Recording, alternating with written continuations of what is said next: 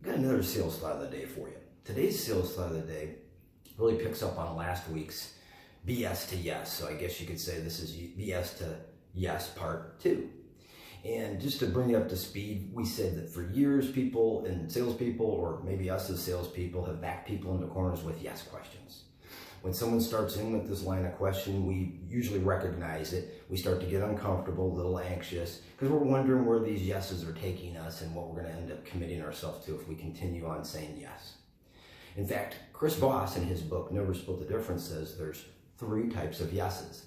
There's the confirmation yes, there's the counterfeit yes, and then there's the commitment yes. Now, most salespeople are shooting or hoping for the commitment yes, but most of the time we're getting the counterfeit yes. Customers, guests hear this line of questioning. They kind of want to know where you're going. Plus, the way you frame the question, it's hard for them not to say yes. So they continue on. However, as I said, there's a lot of anxiety, and it really makes it to where they can't even think that much about the real issues at hand. So we want to switch over and start using no questions, but how do we do that? Well, it comes down to framing. There's a couple parts to this. So the first part's framing the question. So for example, in the automotive business, when a guest's leaving, we like to say things like, well, you do like the car, don't you? And instead we could just switch it up and just make it a no question. We could just say, is it that you don't like the car? And they'd say, no, here's what it is. And that's what you're really after. So what I'm getting at is your chances of them being more honest with their reasons for not pulling the trigger will come out more often when you use no questions, because they're protected with no. No is control for them. In fact, after they say no, they start to feel kind of good, and then sometimes they want to hear more because now they've kind of played it safe, and it gives them gives you permission to continue on. Now, there's another part to this. To the second part to the no questions is that you have to, now that you have that sincere objection, what you can do is repeat that back to them, and you're shooting for them to say that's right.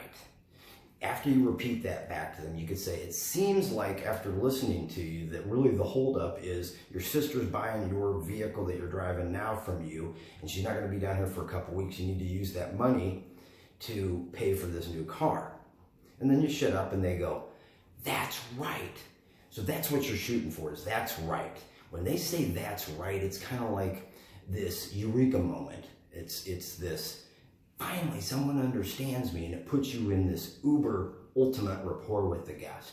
And now you've got an opportunity that both you and the guest will quit hiding those cards that you guys have been keeping close to your vest, and you'll start to lay those on the table. And now that you're laying those cards on the table, you possibly can collaborate to make a deal that both of you never imagined possible. So let me give you an example, picking up on where we were. So we had investigated and found out the guest basically told us, because we used no questions, the guest told us that it was the sister that was the holdup. So now we could just switch it around and say, hey, you know what? I hear it seems like your sister's the holdup, and if it wasn't for your sister, then you would be moving forward today. And so then what you could do is you could offer up a collaboration and just say, hey, I've got an idea. You guys want the car today. We obviously would like to deliver the car today, and your sister would like to buy your car in 2 weeks. So why don't we do this? What are you going to be selling it to your sister for? And then they gave you a number, $10,000.